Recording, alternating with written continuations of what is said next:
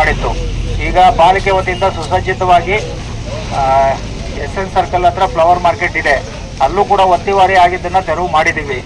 ಈಗ ಇದು ಒಂದು ಒಳ್ಳೆ ಅವಕಾಶ ಇದೆ ನಿಮಗೆ. ಮುಂದೆ ಹಬ್ಬಗಳು ಸ್ಟಾರ್ಟ್ ಆಗ್ತವೆ.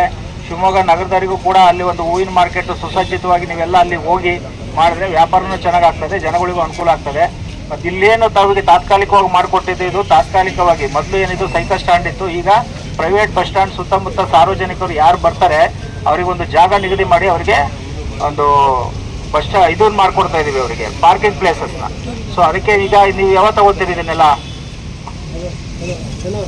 ಈಗ ಒಂದು ಮಾನ್ಯತೆ ದೃಷ್ಟಿಯಿಂದ ಪಾಲಿಕೆಯವರು ಮತ್ತೆ SP ಮತ್ತೆ DC ಸಾಹೇಬರು ಮಾತಾಡ್ಬಿಟ್ಟು ಈಗ ಇದನ್ನ ನಾವು ತೆರವು ಮಾಡಿದೀವಿ. ಶನಿವಾರದೊಳಗೆ ನೀವೇನಲ್ಲಿ ಖಾಲಿ ಮಾಡಬೇಕು. ಮತ್ತೆ ನಾವು ಪಾರ್ಕಿಂಗಿನ ಭಾನುವಾರ, ಇವತ್ತು ಭಾನುವಾರ, ನೆಕ್ಸ್ಟ್ ಭಾನುವಾರದಿಂದ ನಾವು ಅಲ್ಲಿ ಪಾರ್ಕಿಂಗ್ ವ್ಯವಸ್ಥೆ ಸಾರ್ವಜನಿಕರಿಗೆ ಮಾಡ್ತೀವಿ. ಅಷ್ಟರೊಳಗಡೆ ನೀವು ಅಲ್ಲಿ ನಿಮ್ದೇನು ಅಲರ್ಟ್ ಆಗಿರ್ತಕ್ಕಂಥ ಮಳಿಗೆಗಳನ್ನ ಕಟ್ಬಿಟ್ಟು ಎಲ್ಲರೂ ಫ್ಲವರ್ ಮಾರ್ಕೆಟ್ ಒಳಗಡೆ ಹೋಗ್ಬೇಕು. ಶುಕ್ರವಾರ ಶನಿವಾರದೊಳಗೆ ಅಲ್ಲಿಗೆ ಕವರ್ ಮಾಡ್ಕೊಳ್ಳಿ. ಮತ್ತೆ ನಾವು ಬಂದು ಹೇಳೋ ಸ್ಥಿತಿಲಿ ನಿರ್ಮಾಣ ಆಗಬೇಡಿ. ತಾವೆಲ್ಲ ಸಹಕಾರ ಮಾಡಬೇಕು. ಇದಕ್ಕೆಲ್ಲ ಸಹಕಾರ ಮಾಡಿದ್ದೀವಿ, ತಮಗೆಲ್ಲ ಧನ್ಯವಾದಗಳು. ಸಾರ್ವಜನಿಕರ ವತಿಯಿಂದ ಶಿವಮೊಗ್ಗ ಜನರಿಗೆ ಇದು ಮೇನ್ ಕೇಂದ್ರ ಸ್ಥಾನಪ್ಪ.